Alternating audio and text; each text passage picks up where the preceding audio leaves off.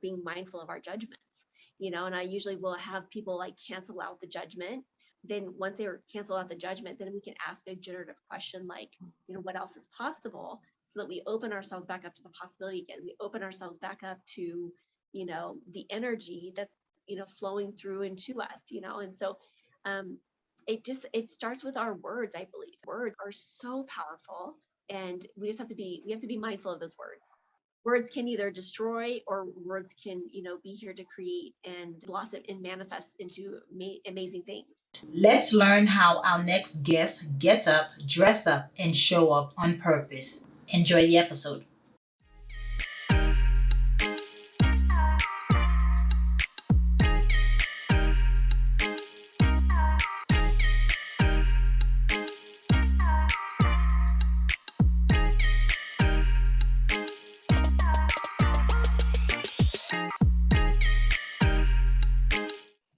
Hello, morning enthusiasts. Welcome to the Best Morning Routine Ever podcast. I am your host, Dr. Lunine, and today, you know what? We make friends in the process of podcasting, and I have met Teri about a couple of months ago, and I am honored to bring her on the show. I've been on her podcast about twice now, and it's an honor to have her come on this show, and we're gonna treat her very nice. Her name is Teri Karjala. She is a transformational life strategist, the founder of Creative Counseling Center. She is a premier success coach with eWomen Network and a coach with Forbes. Fancy. I am going to pick her brain today about all things transformation. She has combined her counseling background with energy psychology and applied the principles of quantum physics, y'all, to transform people's lives by clearing the unconscious blocks that hold us back. We are going to geek out about physics, psychology. So, with no further ado, Teri, welcome to the show. Oh my goodness, it is such a delight to be back here. You have Yeah. such fun, vibrant energy. I love it. Let's do this. As do you, my friend. It's exciting. And we were talking offline for a second. You know, if anyone is watching this, they see Teri, she's just gorgeous. And every time I meet with her, I had to ask her, do you wake up like this? I love it. And she had to get into it because we're going to talk about how do you get up, dress up, and show up. And she really was talking about the essential of feeling good. When you feel good, you look good, you show up in your life ready for the opportunities because you have to be prepared. And she does that very well. So, Teri, go ahead and walk us through your journey thus far. Yeah. So, really quickly, kind of the backstory. I had a really powerful impacted experience when I was in elementary school that changed the trajectory of my life. I became a peer counselor as a result of that. And then I went into the therapy world, opened a private practice shortly after, grew it to become an owner independent company. And that really gave me the freedom to step into what I feel called to do, which is being here with you, and just, being a resource to women and female entrepreneurs, to really clear out the blocks that are holding us back, but also to, teach the tools around energy and energy psychology and, quantum physics, about how we can actually create more ease into our lives, and do so with fun and enjoyment, right? And so I absolutely love what I'm doing now, and really just being a service to, women and female entrepreneurs. Yeah, that's fantastic. We're happy that you are here. Now, you started early, peer counseling since high school. What triggered that? So honestly, it was just a random draw of cards, and I just, again, when I look back, I'm like, wow, that was like so like kind of a divine intervention, if you will. I was joking that I wanted to become, when I was at my sophomore year in high school, I wanted to be a cosmetologist, or I wanted to be an undercover detective in New York City. And I came from, no man's land, Kansas. Okay. My closest neighbor was 3.5 miles away. So I was like, my mom always said, you are a city girl stuck in a country girl's life. And I'm like, I know, like I've always been seeking more, right? Anywho, when my girlfriend, I was friends with one of the, I guess I would say the popular girls in school, and her dad picked 3 boys and 3 girls to become trained as peer counselors. And so I was luckily enough to be picked as one of those, and I just absolutely loved it. I thought it was just powerful. So in sophomore year in high school, we were being trained with at Washburn University, which is kind of the Wow. mecca of, social work and counseling. And so we would go and have these intensive, trainings, which, just really sped up, kind of my resume building, if you will. And then Mhm. so I was a sophomore in the 5th and 6th grade. I was over in charge of the 5th and 6th grade. So I'd pop over there, have lunch with them. Hey, do you have any concerns? Most of it was around friendships, and like, she's mad at me, and this, and bicker, and all this stuff. But I kind of help them create, conflict resolution. Yeah. And but one day, one of the 5th grade girls came up to me and said that her 6th grade friend was going to commit suicide. Oh. And she had shared with me that she had a plan, that her parents were going away out of town, and that she was going to kill herself that Friday night and tell the babysitter she was sleeping, and blah blah blah. We ended up intervening, getting her hospitalized. And as a sophomore, that experience like changed the trajectory of my life. Like, it Mhm. truly did. And it just was like, this is what I'm supposed to be doing. You And I saved a life. Yeah, and it was really powerful, and it was just like, this is what I'm supposed to be doing. And so I had to overcome some other like crazy adversity to get myself there. I was a first generation college student, so there were some challenges within that, and then I went on to my master's degree, and then kind of the rest is history. But I started very early on just wanting to help, and how can I lend a listening ear. And then it kind of evolved over the years, and then as it evolved, I found a lot of entrepreneurs were coming to me and saying, hey, like, you've built a successful business, can you help me, and can you do this? And then in the beginning, I started just doing regular coaching. It was back in, like, I don't know, 2010, 2011. And I was really frustrated because a lot of people just weren't, I had like manuals, and I actually literally laid it out, said, you do this step, this step, this step. Yeah. And I got really frustrated because people were not taking action. And I'm like, I can't make this any simpler. But what I found was that we all have this head trash that gets in our way. I'm not good enough. I'm not smart enough. All the limiting beliefs, the self-sabotage, like, was insane. The imposter syndrome, the getting stuck in overwhelm because I have so many different hats and I don't know what to do, Yeah. and just really just being stuck in fear and just not being able to move past that. And so that's kind of when everything really kind of clicked for me. It was like, wow, like, this is a real issue. So I've been able to combine all of that counseling experience with the energy psychology, and then applying fun energy concepts so that people can create on demand. So Yeah. I always tell people I don't have a magic wand, because if I did, I would cure the world in 32 seconds, and I would go and design handbags. Like, that's my next, like, that's plan B for me, designing handbags. So um but it just there can be an easier way. And Yeah. I get excited to be able to, like, let's just incorporate some more ease into our life, because I myself was addicted to the struggle. I understand the struggle. I'm very well of the struggle. I mean, I can go back, from day one, and just feeling like life was a struggle. And just some of the things that I had overcome to get to where I am at today is pretty powerful. And it's it's it becomes like almost addictive in a really fun way of like, oh, let's see what we get to create today. Let's see what we get to Right. play with today. The struggle is real, but you found a way to simplify it and make it a lot easier. And we're gonna talk about that a little bit, because I know your background is you used to do counseling, you used to do therapy, psychotherapy, talk therapy. What was the struggle then? And let's as we progress into what's different from what you're doing today. Yeah, I think, and when you ask the struggle when I was a therapist, like, I think one of the things that I found early on in the therapy world, I will probably be the first therapist that you meet would say, I just found there was easier ways. I had lots of clients that were coming in that had been in therapy for, 27, 28 years, Yeah. and they could talk the talk and talk the story, but they weren't like, they were still having panic attacks every day. They were still having all this other stuff. And so I quickly learned that there was other processes that if we tapped into it, we could actually shift things very quickly.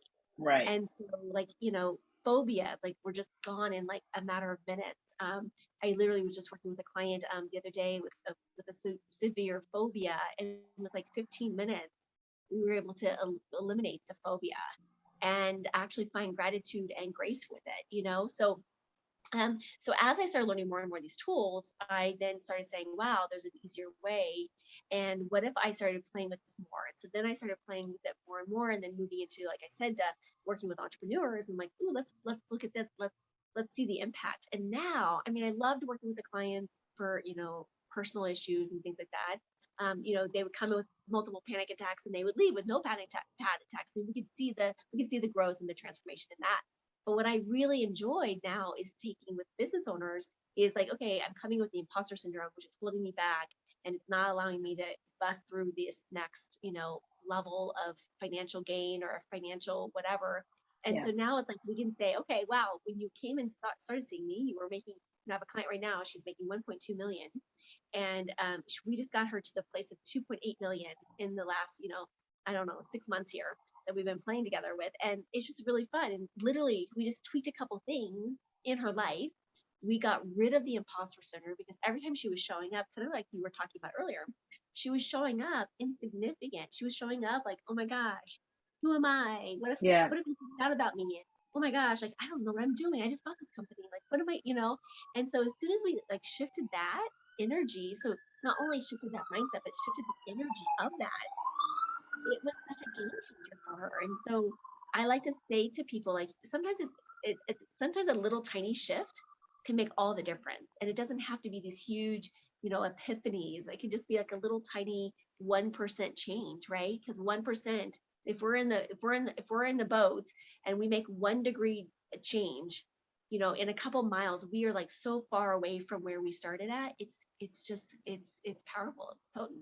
Yeah, let's talk about that little shift. What's an example of that 1 degree shift that you believe in so wholeheartedly, and so do I. And you're speaking my language, and I do believe that the mental blockage is the problem for a lot of growth and scaling in businesses.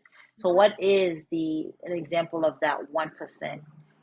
It could just be like literally just being kind to ourselves, right? Like, instead of beating ourselves up, right? And just being like, okay, instead of beating myself up every time I do something that I see as, quote, wrong or bad, right? There's no wrongness or badness about it, right? If we choose to, honor our words and, be kind to ourselves, right? It could be simple. It's as simple as that.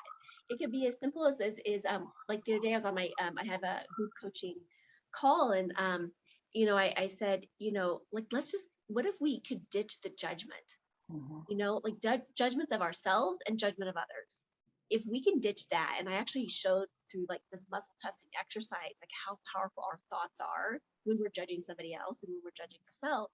And that can have such a ripple effect on all aspects of our lives, because when we're judging other people, the energy that we are taking to expel out is not necessarily an energy that's helping us, propel forward, right? It's counterintuitive, and anything that we're trying to create is just it's chopping us down at the knees again. And so just that one little thing of just being mindful of our judgments, and I usually will have people like cancel out the judgment. And so then once they cancel out the judgment, then we can ask a generative question like, what else is possible, so that we open ourselves back up to the possibility again. We open ourselves back up to the energy that's flowing through into us. And so um, it starts with our words. I believe our Mm, words are so powerful, and we have to be mindful of those words. Like, absolutely. words can either destroy, or words can be here to create and Yeah. blossom and manifest into amazing things. Yeah, there's a Bible verse. It keeps coming back to me as I heard you speak. Is the power of life is in your tongue. Life or death. The power of life or death is in your tongue, right? So that's why we practice affirmations in the morning or throughout the day to kind of reprogram the mind, because we've been programmed at a such young age that we're living by this programming. We don't even know, it's Yeah. just like we're hypnotized by our own programming. And so we have to, on a deeper level, change that subconscious mind. And so, how do you do it? Are we talking neurolinguistic? Are we talking RTT? How do you get your clients to tap into that? Yeah, so I usually kind of a combination of things. And so I obviously tap into my intuition, kind of what they are coming into. So I pull from, some of the tapping from EFT. I've done some of the Donna Eden's work. I've pulled from Access Consciousness, NLP. So I've pulled from kind of different realms. And then I kind of let my intuition kind of guide me in the process and sometimes I'll have clients record sessions because they're like, that was so good. And I'm like, yeah, that wasn't like that was just like total straight download. Like that was good. Like, and then sometimes I've taken notes on my phone what I've said. I'm like, that was good. Like that was good. Because it is like this is a when we're opening ourselves up, to this process of transformation, it's not only for the client, but it's like there's like this dual process that's happening, and it's so juicy on so many levels. So yeah, I incorporate many different modalities, if you will, just really helping support, what is their story, what is their transformation. Yeah, I like the piece that you said we open ourselves up to the source so that it does flow through us. So Yeah. that when we are talking, I find it even with clients or just interacting with people, sometimes if a message is for them, it just straight up downloaded from somewhere that you don't even know. So Yeah. if someone wants to trust that more, if someone wants to tap into that, what are some of the principles they got to put in place? You got to quiet the mind, silence the mind. Like, what are some things to put in place to actually feel that connection? Sometimes I will just have them ask powerful questions, right? And just like tapping back into it. I just think that like when I think about what you're asking me here is like about the intuition, right? And we have done such a disservice because I know growing up, I never was taught intuition. I didn't know Yeah. about this until I was an adult. And I was like, wait, what is this? And I had like little like, downloads throughout, but I didn't even realize they were that until like much later in my life, right? Mm-hmm. And so I think that we've done such a disservice by not allowing ourselves to really trust that inner knowing. And we all have it, and sometimes just a hand to the heart and just asking the question, my body, what is it that I'm refusing to hear? My body, what is it that you are trying to tell me? Like, what is that I know that I'm refusing to know? Whatever that might be, whatever question that is just silence the mind and allow that.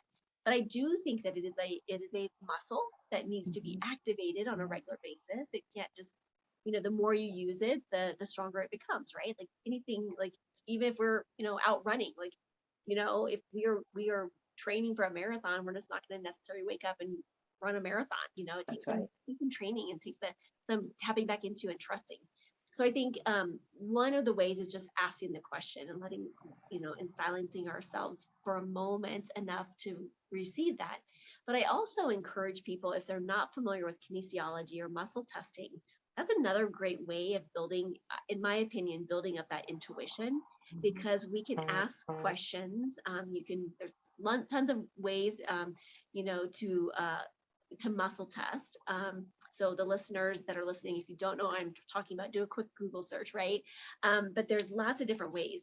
There's a sway test, which is kind of an easy one to learn. And then you can ask questions, right? Yeah. I will usually do what I call a blind test, which means I will put what I'm testing on a post-it note and then um, cover it up so I can't see what I'm testing, and then I'll test something against it with like something nothing. So like so if I'm testing between, two things, I might put the two things on there. Or if I'm testing like, oh, I had the speaking engagement come up and they wanted to book me for June, or they were booking me for July, and I might test between the 2 months, right? To see which one, is a stronger pull, right? So you can start doing that. And what I have found is that when we start to use these kind of an outside a tool like this, like muscle testing, what it does is starts to reinforce like our knowingness, and it just kind of brings it back in, like, oh yeah, that's what I was getting a hit on that, or I was doing this, or. And the more we do this, my experience and the experience with my clients is that it sharpens that response, and we kind of start to move into what I call more the sensing, where it's like I just feel it, like, Mm-hmm. yep, that's it. for me, I yawn. So if I ask myself a question and I get a yawn, it's like a yes. Like I'm like, okay, Mhm. got it. But we start to sharpen that, and it really allows us to tap back into that knowing and trusting. And pretty soon we don't have to do like the external, like, muscle testings. We just it's now fully present in our bodies, and we just know it. Yeah. So it's just kind of a way of working, reworking that muscle that's been fatigued because we have cell phones and we have technology. And so instead of looking for the answer within, we go, okay, let's go look at and see what, so and so will say about this, Yeah. It's building that confidence. Like you said, it is a muscle that needs to be activated Yeah. and worked on. And what you're referring to is just like everything, your answers that you need are within. Yep. They're Agreed. inside you. Thomas Jefferson says, never go to sleep without giving the subconscious mind something to mull over or to work on while you're sleeping. And that's because that's the subconscious mind is going to give you the answers that you need. So Yeah. that is well put. Tell us about limiting beliefs and anxiety, the correlation. The limiting beliefs and anxiety. Yes. Okay. So, what happens, let me go back. So the first kind of like 8 years of our life, everything is kind of being formed, our conscious, our subconscious, and all of that stuff. And so those messages that we've received during that time has a huge impact on everything else, like how the brain develops. I used to study with Dr. Bruce Perry, and he was kind of the brain guru of like how, our reptilian part of our brain forms all the way up to our frontal cortex, right? And so if there has been trauma, whether it's type 1, type 2, doesn't matter what type of trauma. If there was any type of trauma, the brain forms based on that programming, if you will. Yep. And it goes all the way up to the frontal cortex of our brain. And so if we're off, the brain forms in kind of that off state. And that's um, it's not, I don't say that to be like, like, oh my gosh, what does that mean? The great thing is the brain is reprogrammable, and so we can always reprogram it, which is the great saving grace here. um, so we will often take on, a belief, and most of the time I have found that beliefs or thoughts, or we were told something, then we, with our little minds, right, because we're so open and curious to the world, we take it on and we try to give it meaning. And when we try to give it meaning, it may not have been the right meaning because we were so young and Yeah. trying to decipher it, trying to make sense of it. Like, like for example, like a kid going through a parents getting divorced. Like, I can kind of wrap my head around that, but I can't really. So we try to make these little stories up, and if we don't have all the information, what we'll do is fantasy fill, and then we create this information, and over time that information gets reinforced. you know um and it gets reinforced and reinforced, and then we go through life with certain belief systems that oftentimes we're not put there by ourselves. I would say the majority of the time they were put there by somebody else. Mm-hmm. And we bought the lie because we didn't know that it was a lie. We didn't know that it wasn't our truth. I can't tell you how many times I've taken on some other, when I was a kid, how many I took on other people's belief systems because I just didn't know, right? We're suggestible at that age. You're so suggestible, and you're like, okay, I can't remember. Oh my gosh, it's so funny. Like, I always joke with my brothers. Like, I looked up to my brothers, and I thought my brothers were like I had them on such a massive pedestal, and they lied to me all the time because they thought it was right. And they lied to me with misinformation. And still, it's so funny. I met my husband in college, and at one point, I we were eating fruit cocktail. You know what that is? Like, it's like all these like fruits and stuff that they put in like a can, Mm-hmm. right? Um, and I'm eating, like, I'm picking out, and I'm like, oh, the mystery fruit. And he goes, what's the mystery fruit? I'm like, the squares. He's like, the squares are actually pears. And I'm like, what? I thought they were mystery fruit. That's what my brothers told me, like, right? Like, I didn't know I had, like, they just told me that that was the mystery fruit. And I was like, okay, like, so Yeah. until I was in my 20s, I thought that the fruit cocktail, the squares in the fruit cocktail was the mystery fruit. I had no, like, I didn't even like try to attempt to put in, Mm-hmm.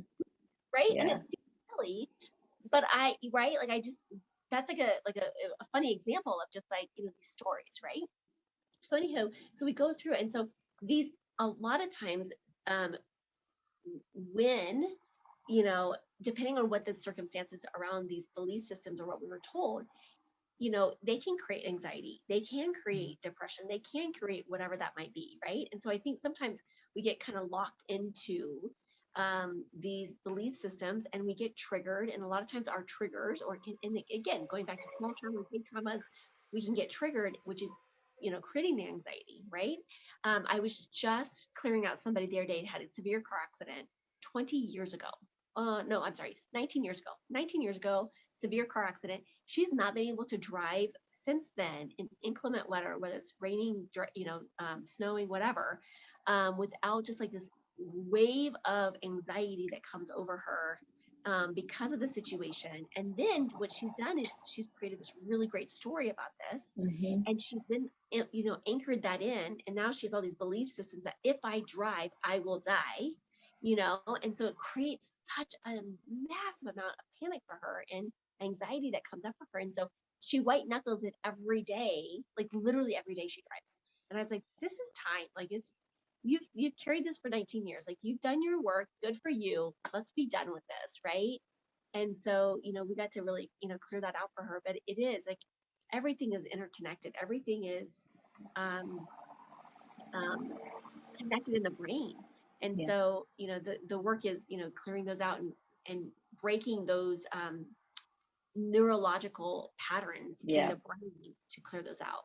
To create new ones. Yeah, because you're right. People really do get stuck in that space. Like it's a mental blockage, literally, where you are reliving it, the experience, the emotions, right? Yeah. Because emotion is energy, emotion.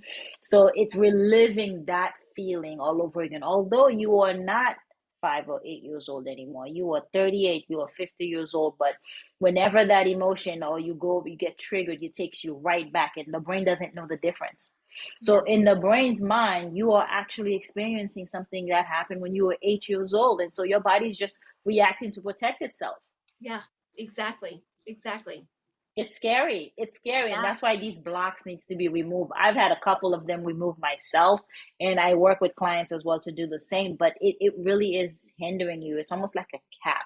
And a lot of people are not aware of it. And that's what you do is so amazing, because you can actually help people relieve that. Now, for you, how long is the process when a client comes see you, depending on what it is?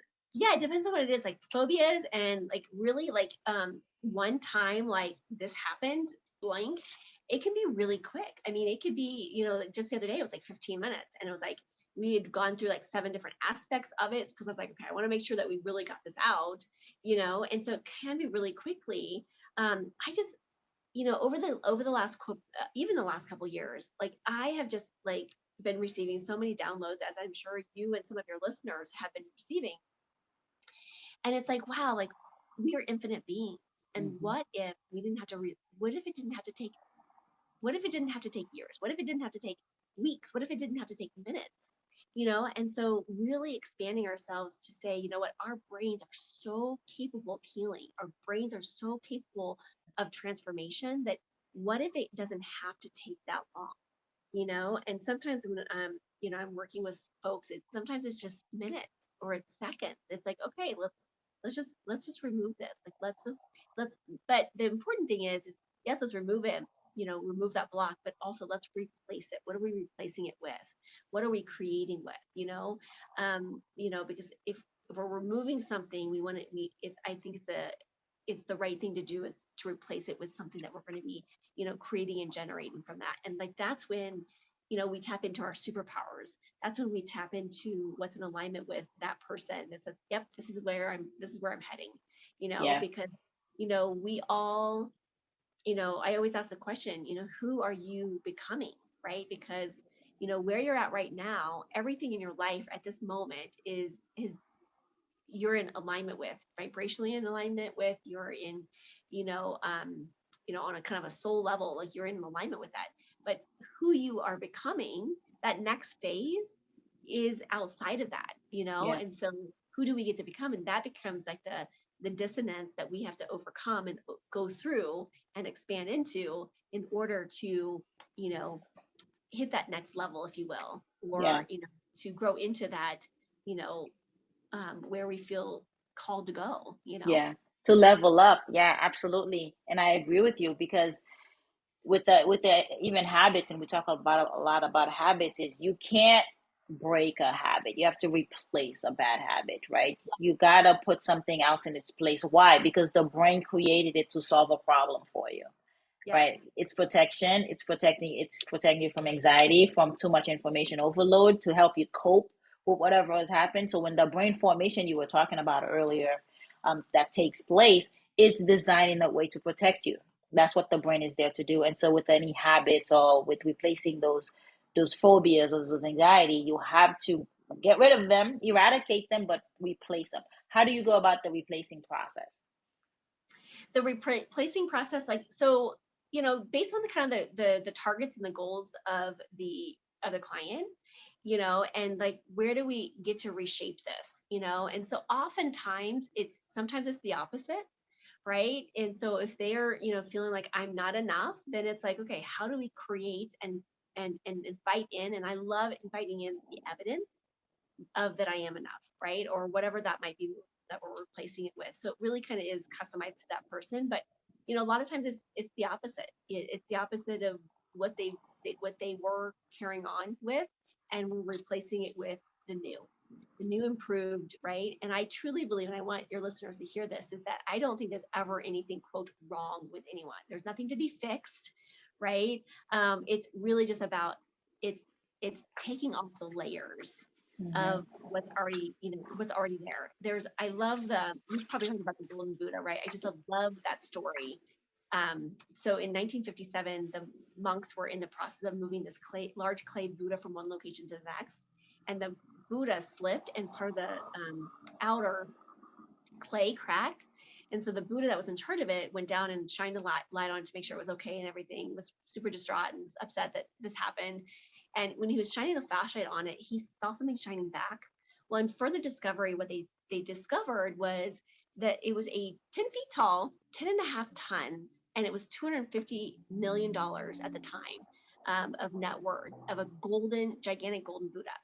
And so what they think happened was that the Burmese were going to invade Thailand. And so the monks at the time had, you know, covered up this beautiful, you know, really work of art and painted it to make it look worthless. Right. And so I think about like that, like we are all born this like beautiful golden Buddha going through life. But unfortunately, we have experienced either some that we've put it there ourselves, but majority of the time it's been put by somebody else.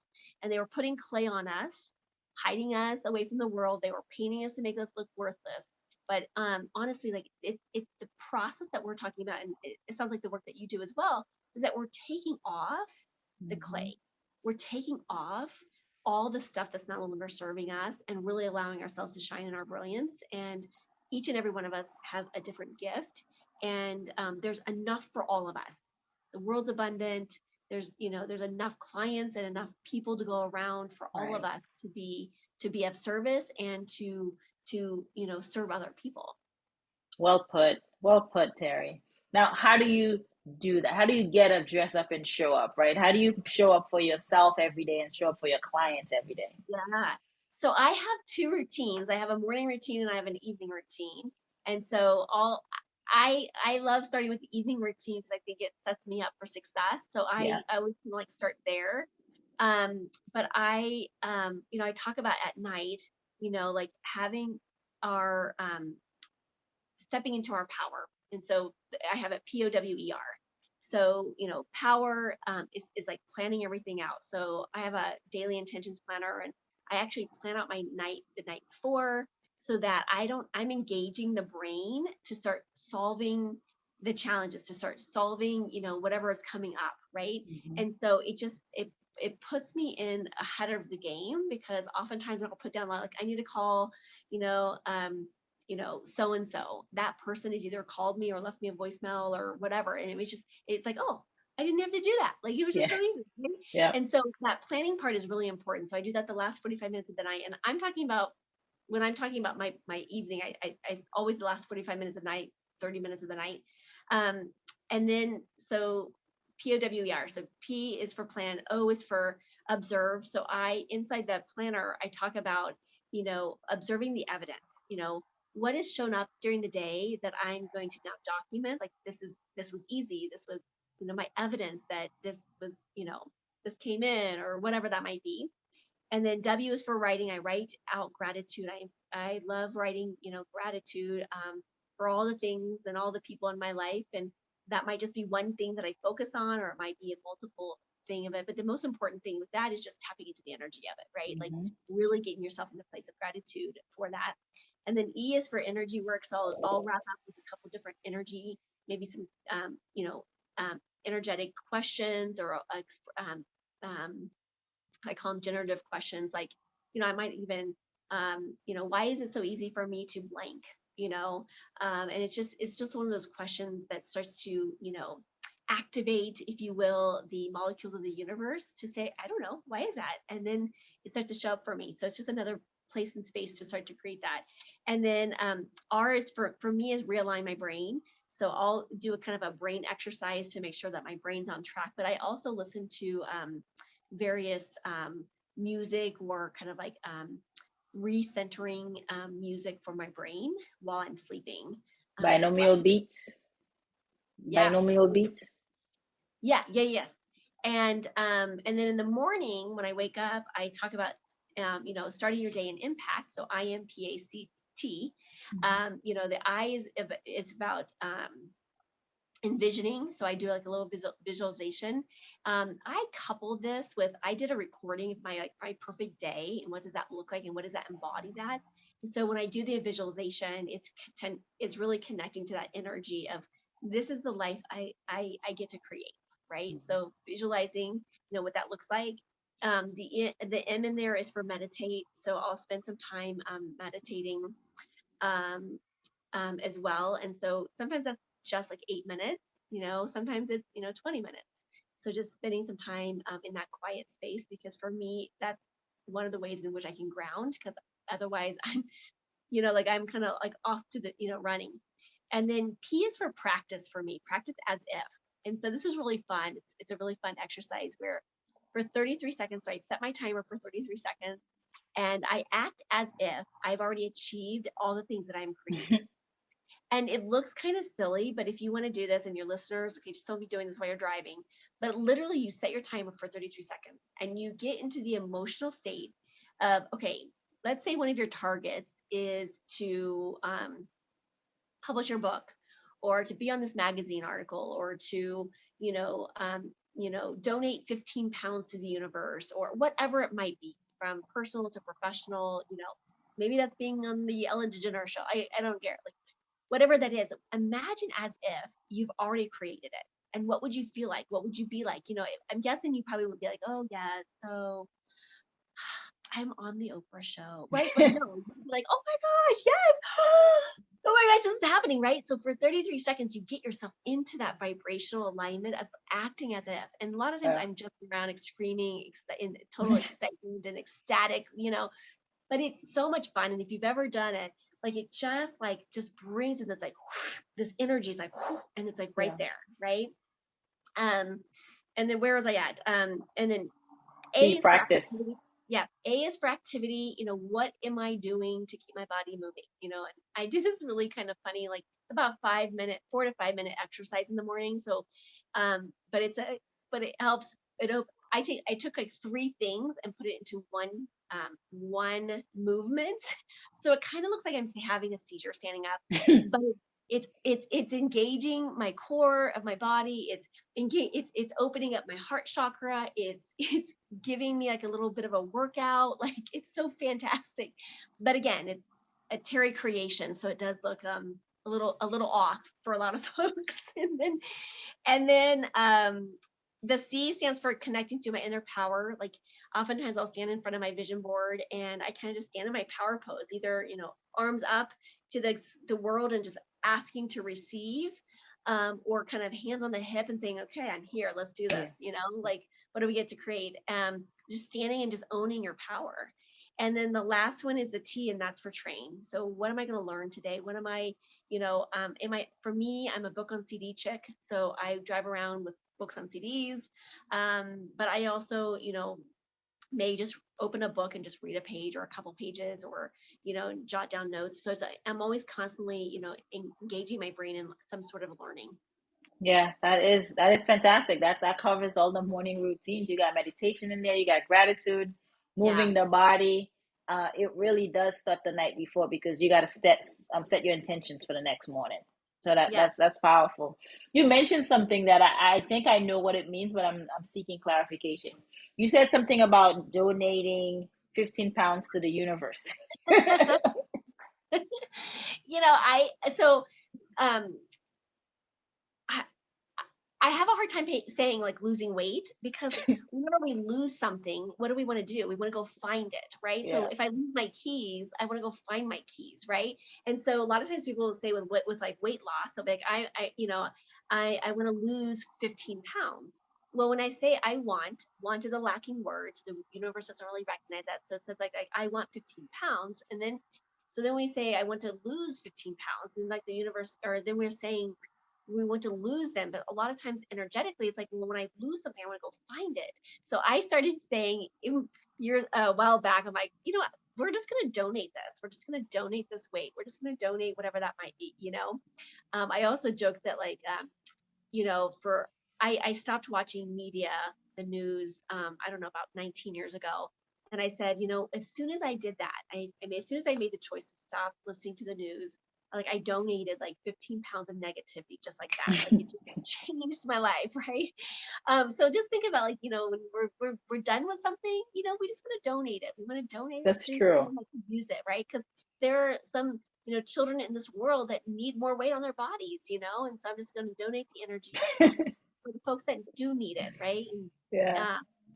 Donate it back. So I like it. I imagine that's what you meant because we're talking about subconscious and the power of our words, and we don't want yeah, to say losing weight. And so I thought that's where you were going with, but I had to confirm yeah, because love I've it. never heard it that way before. Yeah, we're just donating. We're just donating. Donating excess weight. Got it. I like it. This is fantastic. How do we connect with you? Where can we find you? Yeah, the best way is to reach out and connect with me on my website. It's talkingwithteri.com. You'll find all my social media places, so you can just come and check us out.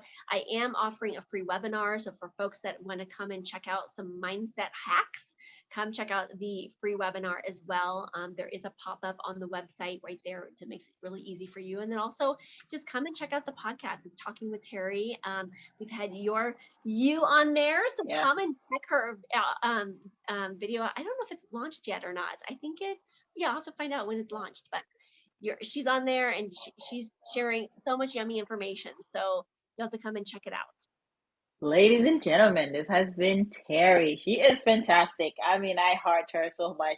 The things that she talks about we resonate in alignment with what we teach here at Best Morning Routine. Finding your purpose, finding the principles to keep that purpose in alignment, and showing up every morning. And so it's been a joy having you, Teri. Thank you for your time today. Of course. And I have to share this with you because I started making a love list of guests that I've had on my show, and you're one of them on there. I was like, these Hallelujah. are people I love. So, people say, who do you love? I'm like, here's my peeps. So you made the love list. I am excited as you have made mine, clearly. Thank you so much for that, Teri. It's been a joy having you on here. Thank you so much. Have a wonderful week. You too. Perfect. That wraps it up. Thank you for that. We went a little over. I just looked at the time. I can listen to you all day, Teri. Seriously. Oh my gosh, like I was like, I think it's supposed to be like 15 or 20 minutes. I'm like, I'm just gonna go with her.